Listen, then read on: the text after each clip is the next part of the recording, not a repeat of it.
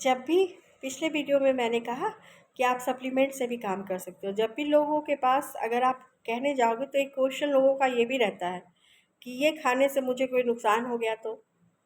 जाहिर सी बात है, क्योंकि वो खाने की चीज़ है। आप ले रहे हो, ठीक है, आप उनके सामने लेके भी आप दिखा सकते हो। आप किस तरह से उनके सामने लेते हो ताकि उन लोगों को भी ये भरोसा हो।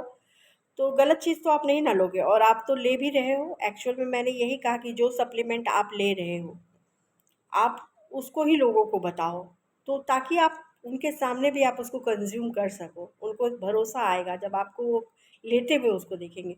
और दूसरी बात, लोग कहते हैं इसको खाने से साइड इफ़ेक्ट ना हो गया तो साइड इफ़ेक्ट तो खाने-पीने वाली चीज़ को, अब चावल खा रहे हैं, हम दाल खा रहे हैं या हम कुरकुरे खा रहे हैं, तो कोई भी चीज़ खाने-पीने वाली चीज़ से कोई साइड इफ़ेक्ट नहीं होता, नहीं तो मार्केट में वो नहीं आते।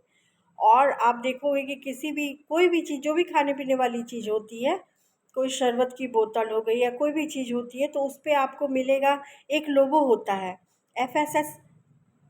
एफएसएस का आप निशान देखोगे, एफएसएसएआई, एफएसएसएआई का निशान होता है लोगो, वही इसमें भी हम लोग के सप्लीमेंट में भी होता है। तो वो जो निशान होता है एफएसएसएआई का, तो उसका मतलब क्या होता है? एफ का मतलब होता है फूड, एस का मतलब होता है सेफ्टी, और एस का मतलब होता है स्टैंडर्ड, ए का मतलब ऑथराइज्ड, तो आई का मतलब इंडिया। ये इंडिया के द्वारा प्रमाणित है। ये सप्लीमेंट जिस तरह खाने पीने वाली चीज़ें होती है वैसे ही हैं ये। तो जब खाने पीने वाली चीज़ को हम लोग खाते पीते हैं तो नुकसान नहीं करता है।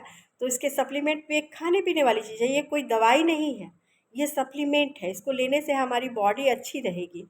जिस जो भी रिक्वायरमेंट है, जिस चीज़ की, मान लिया कैल्शियम के सप्लीमेंट है तो वो कैल्शियम की रिक्वायरमेंट को पूरी करेंगे। फ्लैक्स ऑयल है तो वो हमारे शरीर की नीड को पूरी करेंगे, जो हमारे शरीर में ज़रूरत है उसको पूरी करेंगे। तो यही चीज़ बताने की है, आप लोगों को किस तरह कन्विंस करते हैं, कैसे मैनेज करते हैं आप अपने बिजनेस को। ये बिजनेस लीडरशिप का नहीं है, ये बिजनेस मैनेजमेंट का बिजनेस है। लीडरशिप, लीडर का मतलब होता है कि आके भाषण दे देना, स्टेज पर भाषण दे देना, लोगों को इकट्ठा कर लेना। तो लोगों को तो इकट्ठा कर लेते हैं लीडर हमारे, लेकिन उसको मैनेज कैसे करना है वो सारे डिस्ट्रीब्यूटर ही करते हैं। तो उसको कैसे मैनेज करना है, मैनेजमेंट आना चाहिए। अगर आपका मैनेजमेंट सही है तो आपका काम भी आगे होगा। आप किस तरह बता रहे हैं लोगों को, तो यही है कि आप सारी चीज़ों को लेकर मत चलिए। आप जो भी चीज़ पकड़ते हैं आप उस चीज़ पर काम कीजिए पहले।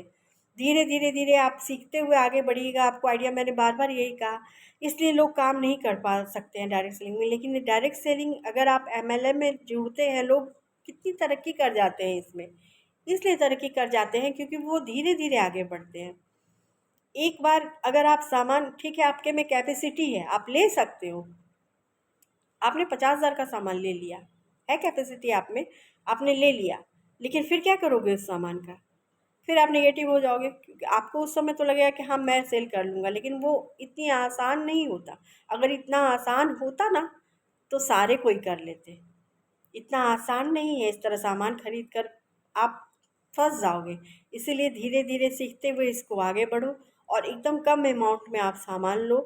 जितना आप काम कर सकते हो उतना ही इसका सामान लो।